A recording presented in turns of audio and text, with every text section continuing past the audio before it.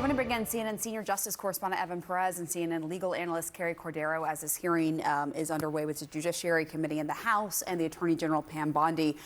Carrie, first to you, what stands out to you so far from what we've heard?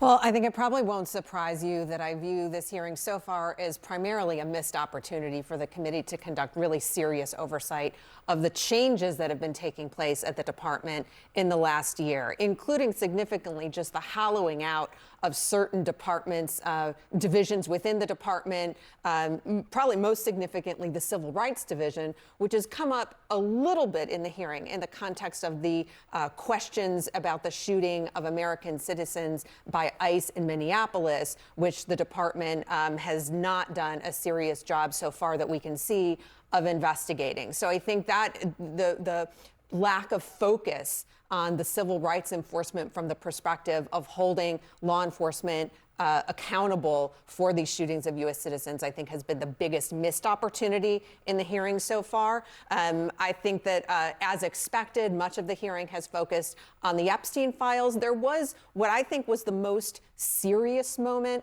of the hearing, which was when Congressman Swalwell discussed the threats that have been brought against him and his family in voicemails to his office, on social media, and his plea to the Attorney General to see that the Justice Department is conducting investigations. And I thought that was a rare moment of bipartisanship where we saw the chairman and the Attorney General and Congressman Swalwell all acknowledge the really serious threat environment that lawmakers are under. And what did you think of the fact that there were several Epstein survivors, women, who were sitting there in that hearing room, and at some points they stood up, some of the Democrats were pointing to them and asking the Attorney General, why don't you apologize? Yeah, that was the approach that the Democratic lawmakers decided to take in this hearing, which was to focus almost primarily, with just a couple exceptions, on the Epstein files, on the release, on the compliance by the Justice Department with the Transparency Act.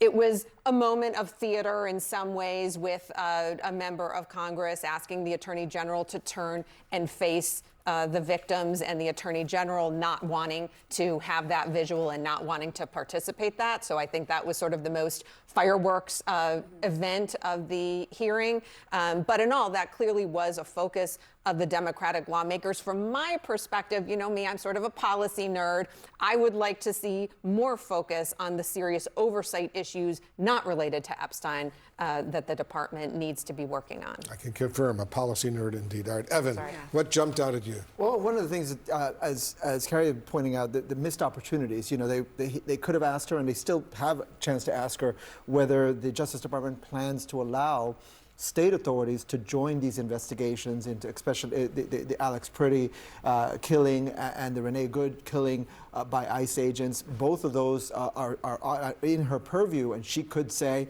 They also never really got an answer from as to whether or not they're what the department is trying to do to indict members of Congress for the video which told members of the military to follow the law. So there's still a lot of chances here to kind of cover relevant ground.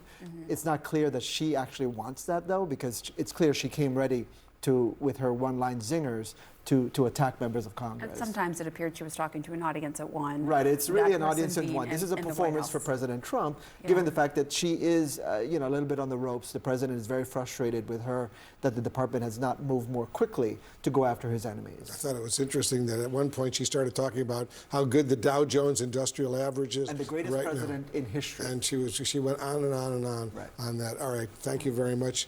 And to our viewers, thanks very much for joining us this morning. Inside Politics with our friend and colleague Dana Bash starts after a short break. Have a great rest of your day, and we'll see you tomorrow morning.